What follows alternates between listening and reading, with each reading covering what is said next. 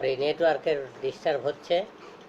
আচ্ছা, যাই হোক, এই পলিটিন ক্রোমোজোমের বিয়ারম্যান লক্ষ্য করেন যে পতঙ্গের দেহে একডাইসন নামক হরমোন এটা যদি ইনজেক্ট করা হয় তাহলে ক্রোমোজোমের ব্যান্ড খুলে যায়, অর্থাৎ ক্রোমোজোমের যে পেঁচানো অংশ সেটা খুলে যায়, স্ফীতির সৃষ্টি হয় এবং আরএনএ সংশ্লেষিত হয়। এই অ্যাক্টিনোমাইসিন ডি যে অ্যান্টিবায়োটিক, এটা লার্ভার দেহে যদি ইনজেক্ট করা হয় তাহলে ক্রোমোজোমের স্ফীতি সৃষ্টি বন্ধ হয় এবং আরএনএ সংশ্লেষিত হয় না। অর্থাৎ বিয়ারম্যান ইনসেক্টের দেহে একডাইসন হরমোন করে দেখেন যে ক্রোমোজোমের ব্যান্ড খুলে যায়, স্ফীতির সৃষ্টি হয় এবং আরএনএ সংশ্লেষিত হয়। অপরদিকে অ্যাক্টিনোমাইসিন ডি এটা লার্ভার দেহে যদি প্রয়োগ করা হয় তাহলে ক্রোমোজোমের স্ফীতি সৃষ্টি বন্ধ হয়ে যায়, আরএনএ সংশ্লেষিত হয় না। তাহলে পলিটিন ক্রোমোজোমে জিনের কার্য স্ফীতি অঞ্চলে রাসায়নিকভাবে প্রতিরূপণ পর্যায়ে নিয়ন্ত্রিত হয়। অর্থাৎ পলিটিন ক্রোমোজোমে জিনের যে কার্য সেটা রাসায়নিকভাবে প্রতিরূপণ পর্যায়ে অর্থাৎ ট্রান্সক্রিপশন পর্যায়ে নিয়ন্ত্রিত হয়। অপরদিকে ল্যাম্প্রাস ক্রোমোজোম পলিটিন ক্রোমোজোমের মতোই ল্যাম্প্রাস ক্রোমোজোমেও লুপ সৃষ্টির মাধ্যমে জিন সক্রিয় হয় এবং আরএনএ সংশ্লেষিত হয়। ট্রান্সক্রিপশন পর্যায়ে ল্যাম্প্রাস ক্রোমোজোমেও জিন প্রকাশ নিয়ন্ত্রণ ঘটে এবং সেটাও ওই রাসায়নিকভাবে এদের সক্রিয়তা বা নিষ্ক্রিয়তা নিয়ন্ত্রিত হয়। অর্থাৎ পলিটিন ক্রোমোজোম এবং ল্যাম্প্রাস ক্রোমোজোমে জিনের যে সক্রিয়তার তথা তার কার্য নিয়ন্ত্রণ এটা রাসায়নিকভাবে সক্রিয়তা বা নিষ্ক্রিয়তা নিয়ন্ত্রিত হয়ে থাকে। প্রকৃত কোষী জীবের ক্ষেত্রে ট্রান্সক্রিপশনের পরেও প্রোটিন সংশ্লেষণ এবং তার পরবর্তীতে নিয়ন্ত্রণ ঘটে। অর্থাৎ প্রকৃত কোষী জীবের ট্রান্সক্রিপশন পর্যায়ে যেরকম জিনের কার্য নিয়ন্ত্রণ ঘটে, একইভাবে ট্রান্সক্রিপশনের পরে যখন ট্রান্সলেশন অর্থাৎ প্রোটিন সংশ্লেষণ হয় এবং প্রোটিন সংশ্লেষণের পরবর্তীতেও জিনের এই কার্য নিয়ন্ত্রিত হয়ে থাকে। তাহলে এবার দ্বিতীয় ধাপে আসি, প্রতিরূপণ অর্থাৎ ট্রান্সক্রিপশন পরবর্তী জিনের প্রকাশ নিয়ন্ত্রণ, অর্থাৎ ট্রান্সলেশন পর্যায়ে তথা প্রোটিন সংশ্লেষণের সময় জিনের কার্য নিয়ন্ত্রণ। আমরা জানি প্রকৃত কোষী জীবে নিউক্লিয়াসে আরএনএ 3 প্রকার, এমআরএনএ, টিআরএনএ এবং আরআরএনএ, এবং ডিএনএ থেকে ট্রান্সক্রিপশনের মাধ্যমে যখন এই আরএনএ সৃষ্টি হয় সেই আরএনএ নিউক্লিয়াস থেকে রন্ধ্র দিয়ে সাইটোপ্লাজমে চলে আসে, স্থানান্তরিত হয়। এই আরএনএ পরবর্তীতে অর্থাৎ আরএনএর পরবর্তীতে ট্রান্সক্রিপশনাল মডিফিকেশন হয়, অর্থাৎ রূপান্তর হয়ে যে সক্রিয় হয় সেই আরএনএতে পরিণত হয় হলো সাইটোপ্লাজমে, এবং সাইটোপ্লাজমে তখন কার্যকর এমআরএনএ রাইবোজোমের সাথে যুক্ত হয় এবং টিআরএনএ ও আরআরএনএ সহায়তায় প্রোটিন সংশ্লেষণ করে। তো এমআরএনএর প্রোটিন সংশ্লেষণের সময় বেশ কয়েকটি প্রোটিন ফ্যাক্টরের প্রয়োজন হয়। আর এমআরএনএর কার্যকারিতা এবং আয়ুষ্কাল ম্যাগনেসিয়াম আয়নের ঘনত্বের উপর অনেকটা নির্ভরশীল।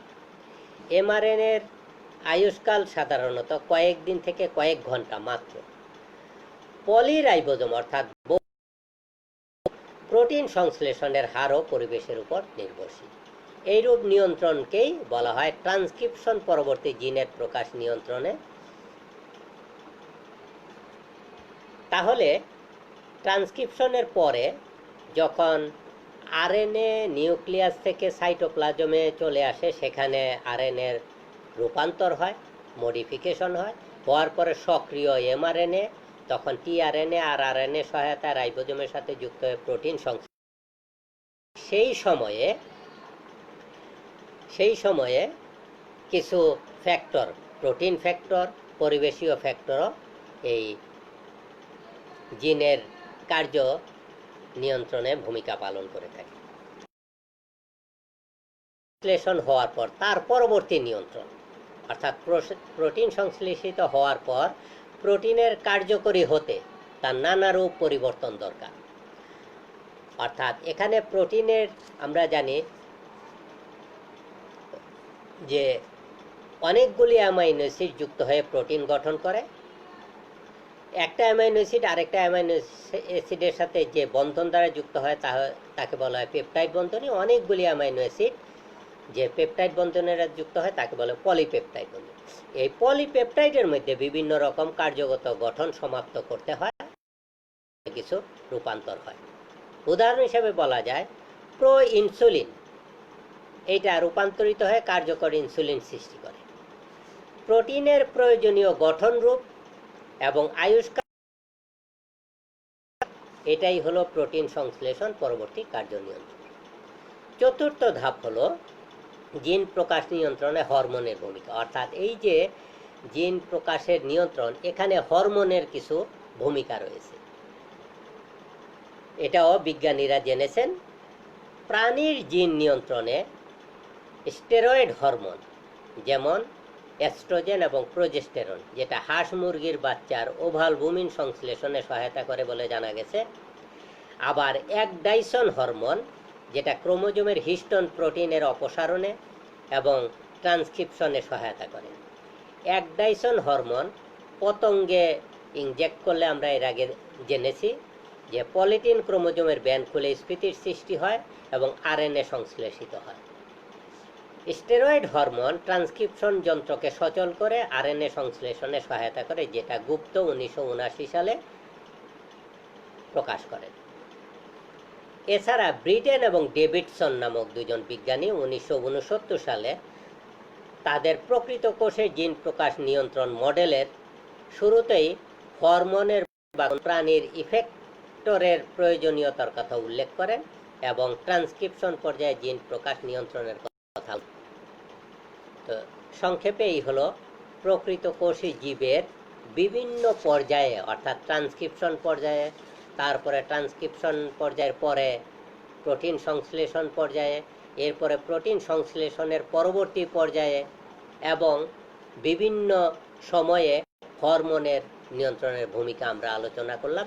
এইবার আলোচনা করব প্রকৃত কোষী জীবের একটা গুরুত্বপূর্ণ মডেল, যেটাকে বলে ব্রিটেন ডেভিডসন মডেল, বা যার আরেক নাম হলো জিন ব্যাটারি মডেল। এটা নিয়ে এবার আমরা আলোচনা করব। 1969 সালে আর জে ব্রিটেন এবং ডেভিডসন প্রকৃত কোষী জীবের জিন প্রকাশ নিয়ন্ত্রণ সম্বন্ধে একটা গুরুত্বপূর্ণ মডেল প্রদান করেন এবং 1973 সালে এই মডেলের কিছুটা পরিবর্তন করেন। আর এই মডেলটা উক্ত বিজ্ঞানীদ্বয়ের নাম অনুসারে ব্রিটেন ডেভিডসন মডেল, বা যার আরেক নাম হলো জিন ব্যাটারি মডেল নামে পরিচিত। এই মডেল অনুসারে প্রকৃত কোষী জীবের নির্দিষ্ট লাইনে 4 শ্রেণীর জিনের পর্যায়ক্রমিক ক্রিয়ার ফলে ট্রান্সক্রিপশন পর্যায়ে জিন প্রকাশের ধারা নিয়ন্ত্রিত হয়। সেই 4টা পর্যায় কি? একটা হলো সেন্সর সাইট বা সেন্সর জিন। এই জিনটা প্রথমে পরিবেশের প্রভাবকের, যেমন হরমোন, প্রোটিন ইত্যাদির প্রভাবে সক্রিয় হয়, কার্যকরী হয় এবং ইন্টিগ্রেটর জিনকে প্রতিরূপণে সহায়তা করে। অর্থাৎ এখানে সেন্সর সাইট বা সেন্সর জিনটা সে ইন্টিগ্রেটর জিনটাকে উদ্দীপিত করে। সে সরাসরি প্রোটিন সংশ্লেষণে ভূমিকা পালন করে না, সে পরোক্ষভাবে অর্থাৎ ইন্টিগ্রেটর জিনকে কি করে? প্রতিরূপণে সহায়তা করে। কিভাবে? ওই পরিবেশ থেকে প্রভাবক যেমন হরমোন বা প্রোটিন, এগুলার প্রভাবে সে সক্রিয় হয়, সক্রিয় হয়ে ইন্টিগ্রেটর জিনকে সহায়তা করে। এরপরে দ্বিতীয় যেটা ইন্টিগ্রেটর জিন বা রেগুলেটর জিন, এইটা অ্যাক্টিভেটর আরএনএ সংশ্লেষণ করে। অর্থাৎ সে যখন সেন্সর জিন কর্তৃক প্রভাবিত হয়ে সে অ্যাক্টিভেটর আরএনএ সংশ্লেষণ করে, আর অ্যাক্টিভেটর আরএনএ থেকে অ্যাক্টিভেটর প্রোটিন সংশ্লেষিত হয়। তৃতীয় রিসেপ্টর সাইট বা অপারেটর জিন, এই জিনটাও কি করে? অপর জিনকে সহায়তা করে থাকে। সে সরাসরি এই নিয়ন্ত্রণে ভূমিকা পালন করে না, সে পরোক্ষভাবে ভূমিকা পালন করে। কিভাবে? সে অ্যাক্টিভেটর প্রোটিন দ্বারা সক্রিয় হয় এবং গঠনগত জিনকে সক্রিয় করে। তারপরে স্ট্রাকচারাল জিন বা গঠনগত জিন বা প্রডিউসার জিন, সে রিসেপ্টর সাইট বা সিকোয়েন্স দ্বারা প্রভাবিত স্ট্রাকচারাল জিন ট্রান্সক্রিপশন প্রক্রিয়ায় প্রথমে এমআরএনএ সংশ্লেষণ করে, আর এই এমআরএনএ থেকে বৈশিষ্ট্য প্রকাশক প্রোটিন বা এনজাইম সংশ্লেষিত হয়। এই প্রক্রিয়াটা যদি আমরা তোমাদেরকে বইয়ের চিত্রে দেখাই, তাহলে এই ব্রিটেন মডেলের যে চারটা সে আমরা উল্লেখ করেছি, যে এখানে বলা হয়েছে যে ব্রিটেন ডেভিডসন মডেল অনুযায়ী প্রকৃত কোষী জীবে নির্দিষ্ট লাইনে 4 শ্রেণীর জিন পর্যায়ক্রমিক ক্রিয়ার ফলে ট্রান্সক্রিপশন পর্যায়ে জিনের প্রকাশের ধারা নিয়ন্ত্রিত হয়। সেইটা আমরা যদি চিত্রে দেখাই, দেখো এই যে একটা জিন যেটা আমরা বলছি সেন্সর জিন বা সেন্সর সাইট, সে কি করে কতগুলি ইফেক্টর প্রভাবক, সেটা পরিবেশে হরমোন প্রোটিন ইত্যাদির প্রভাবে সে সক্রিয় হয়ে সে তখন করে কি ইন্টিগ্রেটর জিনকে ট্রান্সক্রিপশনে সহায়তা করে, অর্থাৎ সে কি করে জিনটা চিনিয়ে দেয়। এই ইন্টিগ্রেটর জিন তারপরে অ্যাক্টিভেটর আরএনএ সংশ্লেষণ করে, এই অ্যাক্টিভেটর আরএনএ তারপরে অ্যাক্টিভেটর প্রোটিন সংশ্লেষণ করে। তাহলে এখানে সেন্সর জিন সে কতগুলি প্রভাবকের প্রভাবে সক্রিয় হয়ে সেই ইন্টিগ্রেটর জিনকে সক্রিয় করে প্রভাবিত করে। ইন্টিগ্রেটর জিন তখন অ্যাক্টিভেটর আরএনএ তৈরি করে, তারপর ট্রান্সক্রিপশনের মাধ্যমে সে অ্যাক্টিভেটর প্রোটিন তৈরি করে। এই অ্যাক্টিভেটর প্রোটিন আবার তখন রিসেপ্টর জিনটা যেটা আছে, তৃতীয় যে জিনটা, সেটাকে সক্রিয় করলে এই রিসেপ্টর জিনটা চতুর্থ যে স্ট্রাকচারাল জিন এসজি তাকে প্রভাবিত করে, সক্রিয় করে। তখন স্ট্রাকচারাল জিন সে এমআরএনএ সংশ্লেষণ করে, এমআরএনএ থেকে ট্রান্সলেশন প্রক্রিয়ায় প্রোটিন বা সংশ্লেষণ করে। এটাই হলো প্রকৃত কোষী জীবের জীবকাশ নিয়ন্ত্রণের সংক্ষিপ্ত রেখাচিত্র। আর এই মডেল অনুসারে আমরা এতক্ষণ যেটা বর্ণনা করলাম যে ইন্টিগ্রেটর জিন এবং স্ট্রাকচারাল জিন এটা ট্রান্সক্রিপশন প্রক্রিয়ায় এমআরএনএ সংশ্লেষণ করে। অপর যে দুটো জিন, একটা হলো সেন্সর জিন বা সেন্সর সাইট, আর একটা হলো রিসেপ্টর সাইট বা রিসেপ্টর জিন, এরা এমআরএনএ সংশ্লেষণ করে না, কিন্তু প্রয়োজনীয় জিন কোনটা, ওই দুইটা জিন যেটা ইন্টিগ্রেটর জিন এবং স্ট্রাকচারাল জিন, সেই জিন দুইটাকে প্রয়োজনীয় জিন চিনিয়ে দিতে সহায়তা করে, অর্থাৎ তাদেরকে সক্রিয় করে ট্রান্সক্রিপশন প্রক্রিয়ায় এমআরএনএ এবং সেখান থেকে ট্রান্সলেশন প্রক্রিয়ায় প্রোটিন তথা এনজাইম সংশ্লেষণ। আর এই মডেল অনুসারে ডিএনএতে রিসেপ্টর সাইট এর প্রতিটি বহুবার পুনরাবৃত্তি ঘটে, যাতে একটা কোষের বহু জিন নিয়ন্ত্রিত হতে পারে। তাহলে জিন বা ডিএনএ নিউক্লিওটাইড ক্রমের এইরূপ পুনরাবৃত্তিকে বলা হয় রিডান্ডেন্সি। অর্থাৎ এই যে এখানে ডিএনএতে যে রিসেপ্টর জিন এবং ইন্টিগ্রেটর জিন আছে, এরা বহুবার যেহেতু পুনরাবৃত্তি ঘটে এদের প্রত্যেকটার, এর ফলে কোষে বহু জিন নিয়ন্ত্রিত হতে পারে। এই জন্য ডিএনএ নিউক্লিওটাইড ক্রমের এইরূপ পুনরাবৃত্তিকে বলা হয় রিডান্ডেন্সি। এবং সেই ডিএনএকে রিপিটেটিভ ডিএনএ বা রিডান্ডেন্ট ডিএনএ বলে। আর এই রিডান্ডেন্সি এই মডেলের একটা বিশেষ গুরুত্বপূর্ণ দিক। একটা স্ট্রাকচারাল জিন এর একাধিক রিসেপ্টর সাইট থাকতে পারে। ডেভিডসনের সংক্ষেপে আলোচনা করি। এর আগে আমরা প্রকৃত কোষী জীবের জিন প্রকাশ নিয়ন্ত্রণ সংক্ষেপে আলোচনা করেছি। এইবার ব্রিটেন ডেভিডসন মডেলের যে প্রকৃত কোষের জিন প্রকাশ নিয়ন্ত্রণ, এটা যদি সংক্ষিপ্ত আকারে আলোচনা করি, তারপরে আমরা বইয়ের রেখাচিত্রে যাব। সেখানে বলা হয়েছে এই মডেলের বাহ্যিক ইফেক্টর আলফা, বিটা এবং গামা, এই তিনটা বাহ্যিক ইফেক্টর 6টা স্ট্রাকচারাল জিন যুক্ত 4টি জিন ব্যাটারিকে নিয়ন্ত্রণ করে। সঠিক ইফেক্টরের প্রভাবে সেন্সর প্রোটিন ইন্টিগ্রেটর জিন সেটকে সক্রিয় করে তোলে এবং নির্দিষ্ট অ্যাক্টিভেটর প্রোটিন সংশ্লেষিত হয়। আর এই প্রোটিন রিসেপ্টর সিকোয়েন্স ইত্যাদির সাথে বিক্রিয়া করে নিকটস্থ গাঠনিক জিন ইত্যাদিকে সক্রিয় করে তোলে এবং প্রোটিন বা এনজাইম সংশ্লেষিত হয়। গঠনগত জিনের একটা সেট যা একটি সেন্সর সাইট তথা রিসেপ্টর সাইট দ্বারা নিয়ন্ত্রিত হয় তাকে একটা জিন ব্যাটারি বলে। এর থেকেই ব্রিটেন ডেভিডসন মডেলের আরেক নাম হলো জিন ব্যাটারি মডেল।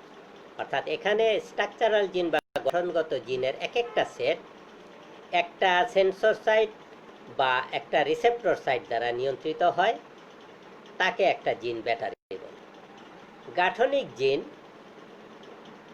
প্রত্যেকেই রিসেপ্টর সিকোয়েন্স দ্বারা নিয়ন্ত্রিত হয় এবং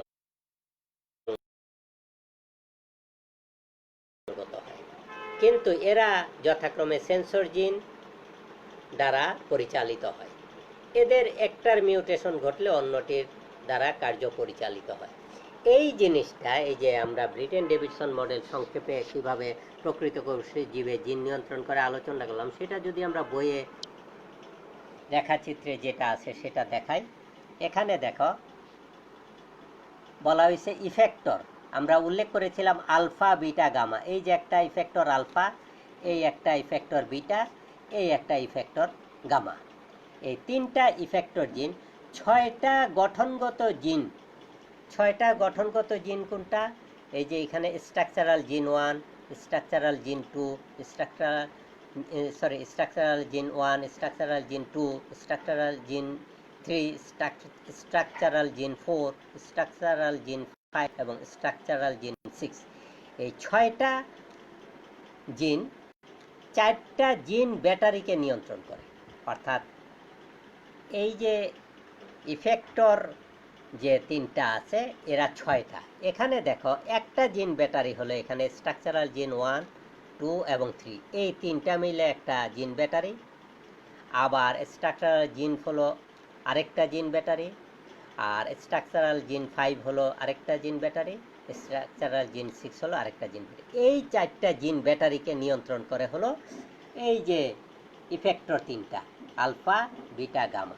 এরা এদেরকে নিয়ন্ত্রণ করে এবং এদের প্রভাবে সেন্সর প্রোটিন ইন্টিগ্রেটর জিনকে সক্রিয় করে তোলে। অর্থাৎ এদের প্রভাবে তখন সেন্সর প্রোটিন, এই সেন্সর প্রোটিন এটা করে কি, এই যে ইন্টিগ্রেটর জিন যেটা আছে তাদেরকে সক্রিয় করে। এই যে আলফা ইফেক্টর সে সেন্সরকে সক্রিয় করলে সে এই ইন্টিগ্রেটরকে সক্রিয় করে। আবার বিটা ইফেক্টর সে সেন্সর জিনকে সক্রিয় করে, তখন এইটা আবার ইন্টিগ্রেটর জিন এটাকে সক্রিয় করে। একইভাবে গামা ইফেক্টর সে সেন্সর জিনকে সক্রিয় করলে সে এই ইন্টিগ্রেটরকে সক্রিয় করলে পরে তখন এরা করে কি, অ্যাক্টিভেটর আরএনএ সংশ্লেষণ করে। এই যে অ্যাক্টিভেটর আরএনএ সংশ্লেষণ করে। এই অ্যাক্টিভেটর আরএনএ পরবর্তীতে অ্যাক্টিভেটর প্রোটিন সংশ্লেষণ করে। অ্যাক্টিভেটর প্রোটিন সংশ্লেষণ করে। এই অ্যাক্টিভেটর প্রোটিন পরবর্তীতে রিসেপ্টর আর, রিসেপ্টর যেটাকে সংক্ষেপে আর, যেটা আর বি, আর সি, তারপরে আর এক্স এবং আর এন, এই রিসেপ্টরকে সক্রিয় করে। সক্রিয় করলে পরে তখন এই স্ট্রাকচারাল জিন সক্রিয় হয়। এরা এই রিসেপ্টর জিনটা একে সক্রিয় করে। সক্রিয় করলে পরে তখন এরা সক্রিয় হয়ে কি করে, প্রোটিন তথা সংশ্লেষণ করে থাকে।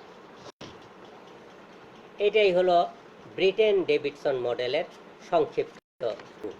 এবং এখানে আরও বলা হয়েছে যে একটা সেন্সর সাইট যদি একটা ইন্টিগ্রেটর জিনের সাথে যুক্ত থাকে তখন এটা সবকটি ইন্টিগ্রেটরকে একই সাথে প্রতিরূপণে প্রভাবিত করতে পারে, যার ফলে কয়েকটি গঠনগত জিন রিসেপ্টর সাইটের প্রভাবে একই সাথে ট্রান্সক্রিপশন তথা ট্রান্সলেশনের মাধ্যমে প্রোটিন বা এনজাইম সংশ্লেষণ করতে পারে।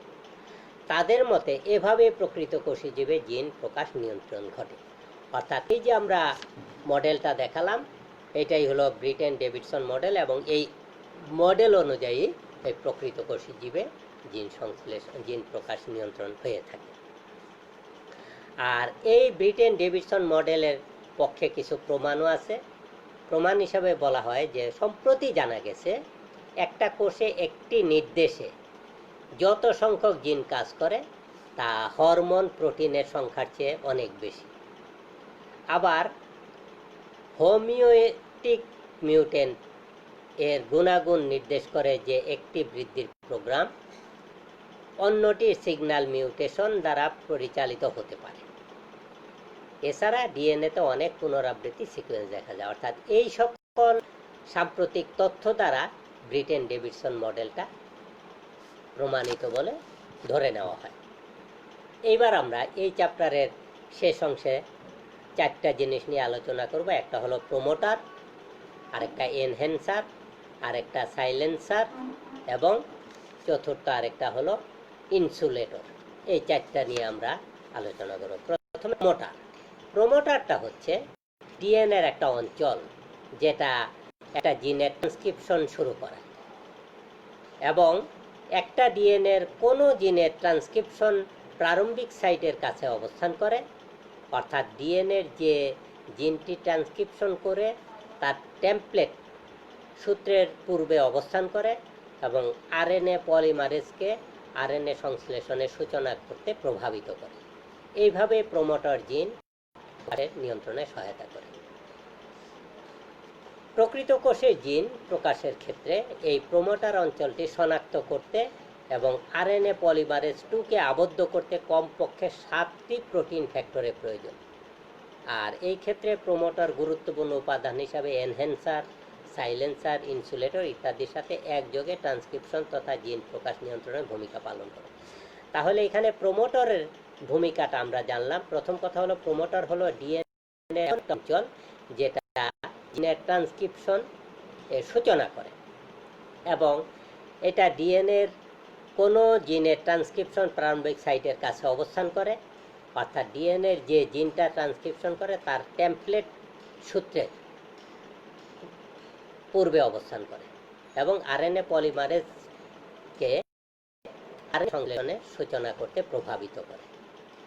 আর প্রকৃতকোষী জীবের ক্ষেত্রে এই প্রোমোটার অঞ্চলটা শনাক্ত করতে এবং আরএনএ পলিমারেজ 2কে আবদ্ধ করতে 7টা প্রোটিন ফ্যাক্টরের প্রয়োজন। আর এক্ষেত্রে প্রোমোটর গুরুত্বপূর্ণ উপাদান হিসেবে এনহ্যান্সার, সাইলেন্সার, ইনসুলেটর ইত্যাদির সাথে একযোগে ট্রান্সক্রিপশনের তথা জিন প্রকাশ নিয়ন্ত্রণে ভূমিকা পালন করে। দ্বিতীয় আরেকটা অংশ এনহ্যান্সার। এনহ্যান্সারও ডিএনএ হেলিক্সের সাইট যেটা অ্যাক্টিভেটর দ্বারা আবদ্ধ হয়ে ডিএনএ লুপ সৃষ্টি করে, যার ফলে প্রোমোটার প্রারম্ভিক ট্রান্সক্রিপশন কমপ্লেক্সের কাছে অবস্থান করে। অর্থাৎ এখানে এনহ্যান্সার হলো ডিএনএর যে সূত্রক সেই সূত্রকের অ্যাক্টিভেটর দ্বারা আবদ্ধ যেটা ডিএনএ লুপ সৃষ্টি করে। এর ফলে বিশেষ প্রোমোটার প্রারম্ভিক ট্রান্সক্রিপশন কমপ্লেক্সের কাছে এরা অবস্থান করে। আর এনহ্যান্সার একটা ক্ষুদ্র ডিএনএ অঞ্চল যেটা প্রোটিন অ্যাক্টিভেটরের সাথে আবদ্ধ হয়ে জিন ট্রান্সক্রিপশন ঘটায়। প্রকৃতকোষী জীবের ডিএনএর ক্রোমাটিন কমপ্লেক্স ভাঁজ হয়ে সুপার কয়েল সৃষ্টি করে। এর ফলে এনহ্যান্সার, প্রোমোটার এবং সাইলেন্সার জিনের কাছাকাছি অবস্থান করে এবং টিএফ ও আরএনএ পলিমারেজ পরস্পর ক্রিয়া করতে সহায়তা করে। ক্রোমোজোম থেকে এনহ্যান্সার কেটে বের করে নিয়ে আসা যায় এবং অন্য স্থানে সংযোগ করা যায়, এতে তার কার্যক্ষমতা নষ্ট হয় না। উদাহরণ হিসেবে বলা যায় মানুষের HACNSI বা CENTG2 একটা জিন এনহ্যান্সার যা মানুষকে 2 পায়ে হাঁটতে সহায়তা করে। মানুষের জিনোমে প্রায় 1,10,000 জিন এনহ্যান্সার সিকোয়েন্সে রয়েছে, যার মধ্যে HACNSI একটা।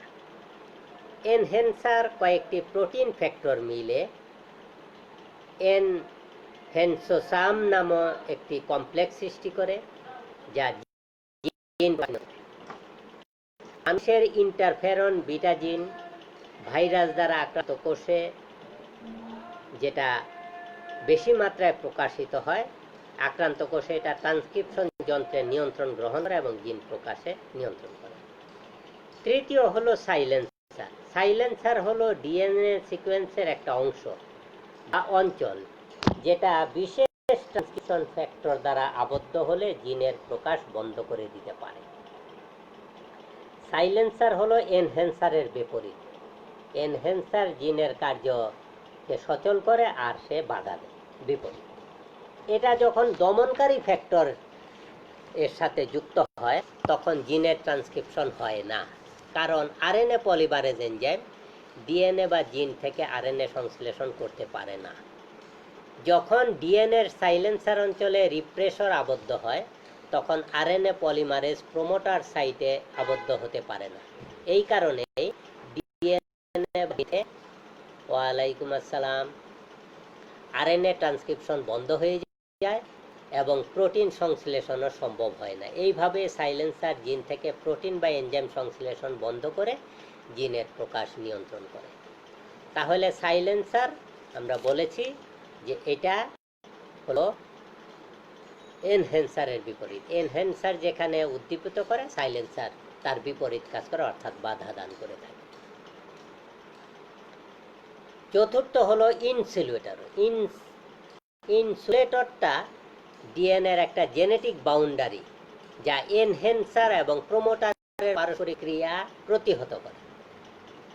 এইগুলা ডিএনএর অংশ যা একটা জিন বা জিন গুচ্ছের প্রকাশ নিয়ন্ত্রণ করে। ইনসুলেটর এর অবস্থান প্রোমোটর এবং এনহ্যান্সারের মাঝখানে।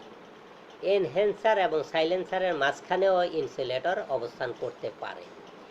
ইনসুলেটর কোনো জিনের কাছাকাছি থেকে অনেকটা অন্তরকের ন্যায় জিনটিকে অন্য জিনের প্রভাব থেকে রক্ষা করে, যার প্রধান কাজ হলো প্রোমোটরকে সক্রিয় হওয়া থেকে বিরত রাখা।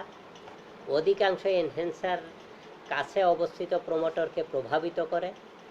ইনসুলেটর এরূপ এনহ্যান্সারের প্রভাবকে একটা নির্দিষ্ট সীমা অতিক্রম করতে বাধা দেয়। দ্বিতীয় আরেকটা হলো ইনসুলেটর হেটেরোক্রোমাটিনের প্রভাব থেকে নিকটবর্তী জিনকে রক্ষা করে। ইনসুলেটরের কাজ প্রাথমিকভাবে ডিএনএর 3D গঠনের মাধ্যমে সংগঠিত হয় এবং সিটিসিএফ এতে সহায়তা করে, যেটা ফিলিপস 2009 সালে বলেছে। এই সংক্ষেপে আমরা যে চারটা আলোচনা করলাম প্রকৃত কোষী জীবে, যে ট্রান্সক্রিপশন পর্যায়ে জিন প্রকাশ নিয়ন্ত্রণের জন্য উপাদান, সেগুলা কি? একটা হলো প্রোমোটার, আর একটা হলো এনহ্যান্সার, সাইলেন্সার এবং ইনসুলেটর। এইবার এই অধ্যায়ের সর্বশেষ অংশ আমরা আলোচনা করব আদি কোষ এবং প্রকৃত কোষে জিন প্রকাশ নিয়ন্ত্রণের পার্থক্য। প্রকৃত কোষে জিন প্রকাশ নিয়ন্ত্রণে ডিএনএ এবং প্রোটিন সমন্বয়ভাবে আদর্শ ক্রোমোজোম সৃষ্টি করে, অর্থাৎ প্রকৃত কোষী জীবের ক্রোমোজোমে ডিএনএ এবং সমন্বিতভাবে প্রোটিন সৃষ্টি করে এবং প্রকৃত ক্রোমোজোমে ক্রোমাটিন অত্যাধিক জট পাকিয়ে অবস্থান করে, যার ফলে জিন প্রকাশের নিয়ন্ত্রণ জটিল। অপরদিকে আদি কোষের প্রোক্রোমোজোম বা ডিএনএ তথা জিন নগ্ন থাকে, কারণ তাতে কোনো প্রোটিন থাকে না। তাই আদি কোষে জিন প্রকাশ নিয়ন্ত্রণ প্রকৃত কোষে জিনের প্রকাশ নিয়ন্ত্রণ এর বোঝার থেকে সহজ, অর্থাৎ সহজেই এটা পর্যবেক্ষণ করা যায়। প্রকৃত কোষের ক্রোমোজোমে হিস্টোন,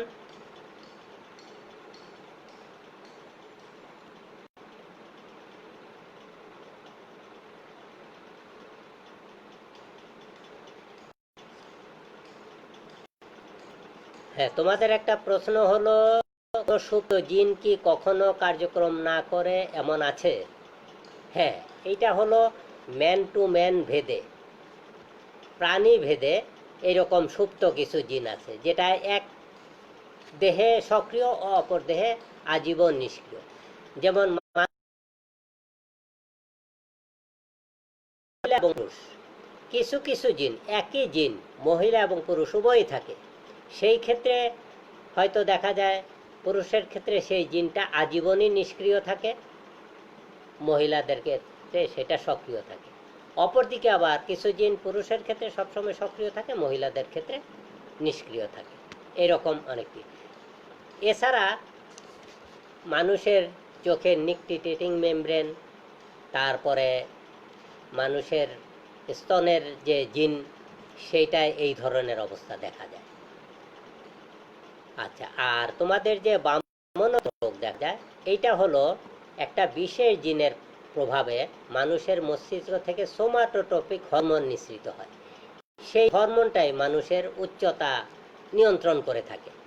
স্বাভাবিক নিঃসৃত হলে পরে স্বাভাবিক লম্বা হয়, কম নিঃসৃত হলে সেটা বামনত্ব প্রাপ্ত হয়, আর বেশি নিঃসৃত হলে পরে অত্যাধিক লম্বা হয়ে থাকে।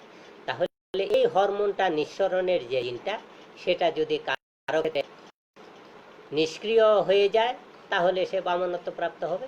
এটাই হলো সংক্ষেপে তোমার ওই প্রশ্নের উত্তরটা। আচ্ছা, যাই হোক, এবার আমরা ওই পার্থক্যের মধ্যে আসি। তাহলে প্রকৃত কোষের ক্রোমোজোমে যে প্রোটিনটা থাকে সেটা আমরা জেনেছি দুই প্রকার প্রোটিন, একটা হলো হিস্টোন প্রোটিন আর একটা নন হিস্টোন প্রোটিন, যেটা জিনের প্রকাশ নিয়ন্ত্রণে বিশেষ ভূমিকা পালন করে। কিন্তু আদিকোষী জীবে তো আমরা জেনেছি ওর ডিএনএতে কোনো প্রোটিন থাকে না, সুতরাং সেখানে হিস্টোন নন হিস্টোন প্রোটিন থাকে না, তাই প্রোটিনের এইরূপ নিয়ন্ত্রণ অনুপস্থিত। প্রকৃত বিভিন্ন রকম অঙ্গ প্রত্যঙ্গ থাকে, কাজও বিভিন্ন রকম, তাই প্রকৃত কোষের জিন প্রকাশ নিয়ন্ত্রণও জটিল এবং বহুমুখী। আর আদিকোষী জীব, বেশিরভাগ আদিকোষী জীবই এককোষী সরল, তাই এর জিন প্রকাশ নিয়ন্ত্রণ কোষের মধ্যে সীমাবদ্ধ। এই জন্য এদের জিন প্রকাশ নিয়ন্ত্রণ তুলনামূলকভাবে সরল প্রকৃতি। প্রকৃত কোষী জীবের দীর্ঘ জীবনকাল এবং দীর্ঘ জীবনচক্র থাকে এবং ক্রম বিকাশের মাধ্যমে বিভিন্ন অঙ্গ প্রত্যঙ্গ সৃষ্টি হয়, যার ফলে জীবনচক্রে বিভিন্ন পর্যায়ে বিভিন্ন প্রয়োজনীয় জিনের প্রকাশ বিভিন্নভাবে নিয়ন্ত্রিত হয়। আর আদিকোষী জীবের যে কোনো জিন প্রয়োজনে যে কোনো সময়ই প্রকাশ পায়, এদের দেহের ক্রমবিকাশ সামান্য। প্রকৃত কোষী জীবের জিন নিয়ন্ত্রণ অনেক ক্ষেত্রে হরমোনের প্রভাব পরিলক্ষিত হয়, কিন্তু আদিকোষী জীবে এইরকম হরমোনের প্রভাব লক্ষ্য করা যায় না। প্রকৃত কোষী জীবের নির্দিষ্ট কোষ লাইনে 4 শ্রেণীর জিনের পর্যায়ক্রমিক ক্রিয়ার ফলে ট্রান্সক্রিপশন পর্যায়ে জিন প্রকাশের ধারা নিয়ন্ত্রিত হয়। যে 4 প্রকার জিন পর্যায়ক্রমিক আমরা এর আগে জেনেছি, একটা হলো সেন্সর জিন, দ্বিতীয় ইন্ট্রিগেটর জিন, তৃতীয় রিসেপ্টর জিন, চতুর্থ স্ট্রাকচারাল জিন। আর আদিকোষী জীবে রেগুলেটর জিন, প্রোমোটর জিন, অপারেটর জিন এবং স্ট্রাকচারাল জিন মিলে সম্মিলিতভাবে জিন প্রকাশ নিয়ন্ত্রণ করে থাকে। প্রকৃত কোষে জিন প্রকাশের ক্ষেত্রে রেগুলেটর জিন কর্তৃক স্বাধীন প্রোটিন ফ্যাক্টর সংশ্লেষণ করে, যেটা পরবর্তী প্রোটিন সংশ্লেষণ বা জিন প্রকাশ নিয়ন্ত্রণকে প্রভাবিত করে। আর আদিকোষী জীবে এইরূপ একটা সিগমা ফ্যাক্টর সংশ্লেষিত হয়, যার দ্বারা প্রোমোটার প্রভাবিত হয়ে আরএনএ পলিমারেজকে ট্রান্সক্রিপশনে প্রভাবিত করে এবং জিন প্রকাশ নিয়ন্ত্রণ করে। এই হলো মোটামুটি উল্লেখযোগ্য আদিকোষ এবং প্রকৃত কোষের জিন প্রকাশ নিয়ন্ত্রণের পার্থক্য। তো এখান থেকে তোমাদের পরীক্ষায় সর্বোচ্চ 5 নম্বরের আসতে পারে, 5টা পার্থক্য দিলেই চলবে। তো এই হলো মোটামুটি আমাদের এই অধ্যায়ের আলোচনা। তো এই অধ্যায়ে আমরা দুটো অংশ আলোচনা করলাম 2টা ক্লাসে। একটা হলো আদিকোষী জীবের জিন প্রকাশ নিয়ন্ত্রণ, আরেকটা হলো প্রকৃত কোষী জীবের জিন প্রকাশ নিয়ন্ত্রণ।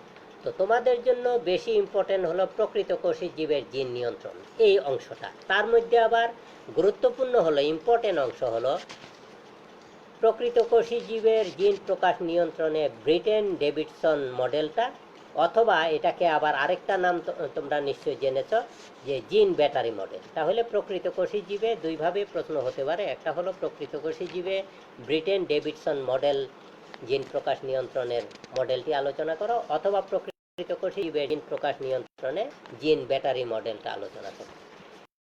এছাড়া এই যে আমরা যে যেটা হলো ট্রান্সক্রিপশন পর্যায়ে জিন প্রকাশ নিয়ন্ত্রণের যে উপাদান, যে 4টা আমরা আলোচনা করেছি, যেটা ডিএনএর বিশেষ অনুক্রম, সেটা হলো প্রোমোটার, এনহ্যান্সার, সাইলেন্সার এবং ইনসুলেটর। এই 4টাও রচনামূলকে আসতে পারে 4টা একসাথে, অথবা অতি সংক্ষিপ্তর মধ্যে নির্দিষ্ট যে প্রোমোটার জিন আলোচনা করা, অথবা আসতে পারে এভাবে যে ট্রান্সক্রিপশন পর্যায়ে জিন প্রকাশ নিয়ন্ত্রণের যে ডিএনএর বিশেষ অনুক্রম বা সিকোয়েন্স রয়েছে সেটা আলোচনা করো, তখন এটা আলোচনা করতে হবে। সর্বশেষ আমরা বলেছি আদি কোষ এবং প্রকৃত কোষে জিন প্রকাশ নিয়ন্ত্রণের পার্থক্য। এটাও 5 নম্বরে একটা প্রশ্ন আসতে পারে। এই হলো মোটামুটি এই অধ্যায়ের আলোচনা। তো যাই হোক, তাহলে এতক্ষণ আমি যা আলোচনা করলাম, তোমাদের যদি কারো কোনো প্রশ্ন থাকে সেটা বলতে পারো। আর তোমাদের যে একটা প্রশ্ন ছিল শামীম মামুনের, যে সুপ্ত জিন কখনো কার্যক্রম না করে এমন আছে কিনা, সেটার উদাহরণ হিসাবে আমি যে যেমন পুরুষ মহিলাদের ক্ষেত্রে কিছু জিনের কারো কারো ক্ষেত্রে, পুরুষের ক্ষেত্রে আজীবন সুপ্ত থাকে তথা নিষ্ক্রিয় থাকে, আবার কোনো কোনো ক্ষেত্রে মহিলাদের ক্ষেত্রেও সেটা নিষ্ক্রিয় থাকে। সংক্ষেপে এলো এরকম আরও বেশ কিছু প্রাণীর বিভিন্ন জিন আছে। আবার বয়স ভেদে একটা বয়সে জিনটা সক্রিয় থাকে, আবার পরবর্তী বয়সে সেই জিনটা নিষ্ক্রিয় হয়ে যেতে পারে। যেমন মনে করো উৎপাদনের জিনটা একটা নির্দিষ্ট বয়স পর্যন্ত সক্রিয়, সাধারণত 30 বছরের মধ্যে এটা সক্রিয় থাকে, এরপরে গিয়ে কিন্তু সেটা নিষ্ক্রিয় হয়ে যায়। সেটার কারণে না, কারণ যদি আজীবন জিনটা কাজ করতো তাহলে মানুষ মৃত্যুর পূর্ব পর্যন্ত লম্বা হতো, তা একটা নির্দিষ্ট পর্যন্ত। এইরকম মানুষের দেহ এবং বিভিন্ন প্রাণীর দেহের বিভিন্ন জিনগুলা একটা বয়স ভেদে, অঙ্গ ভেদে সক্রিয় থাকবে বা নিষ্ক্রিয় থাকবে। আবার মনে করো আমরা যদি বলি মানুষের বলা এখন পর্যন্ত মানুষের দেহে থাকতে পারে, প্রত্যেকটা কোষে কিন্তু এখন পর্যন্ত বিজ্ঞানীদের আবিষ্কৃত প্রায় লক্ষাধিক জিন আছে। এক একটা জিন এক একটা নিয়ন্ত্রণ করে। যেমন করো কোনো জিন মানুষের উচ্চতা নিয়ন্ত্রণ করে, কোনো জিন মানুষের গায়ের রং নিয়ন্ত্রণ করে, কোনো জিন চোখের রং নিয়ন্ত্রণ করে, চুলের রং নিয়ন্ত্রণ করে, যার জন্য অঞ্চল ভেদে এক মানুষের চুলের রং বাদামি হয়, আরেক অঞ্চলের কালো হয়। আবার চোখের কারো ওই যে তোমার এই নীলাভ হয়, কারো ইসের হয়। তো এই যে অংশগুলি, সেইটাও কিন্তু পরিবেশের কারণে এই জিনের তারতম্য হতে পারে। এছাড়া ওই যে যেটা বললাম যে এখন পর্যন্ত বিজ্ঞানীদের আবিষ্কৃত প্রায় লক্ষাধিক জিন আছে, যার এক একটা জিন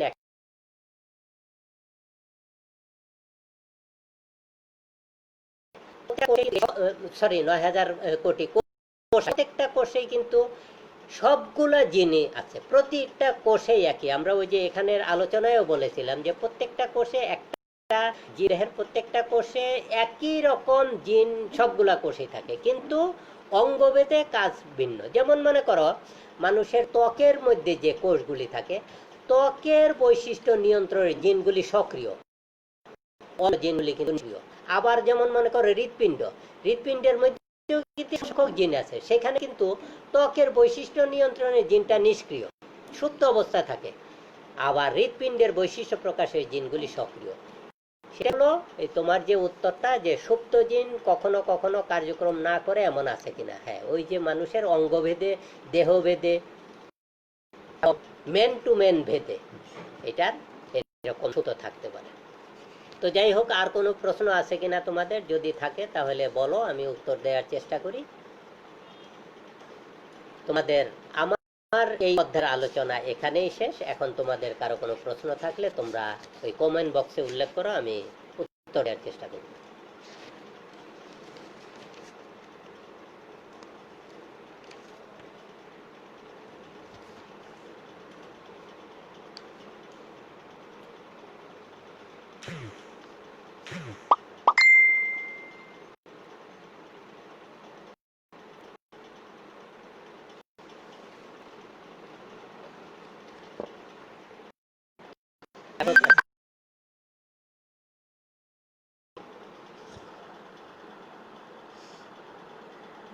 আচ্ছা, কারো কোনো প্রশ্ন আছে?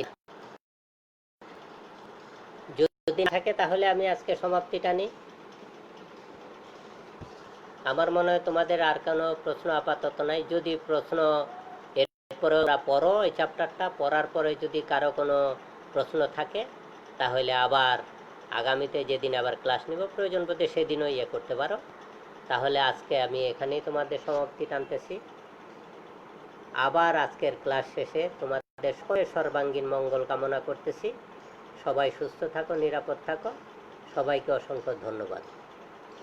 আজকে এখানেই তাহলে সমাপ্ত। ধন্যবাদ সবাই।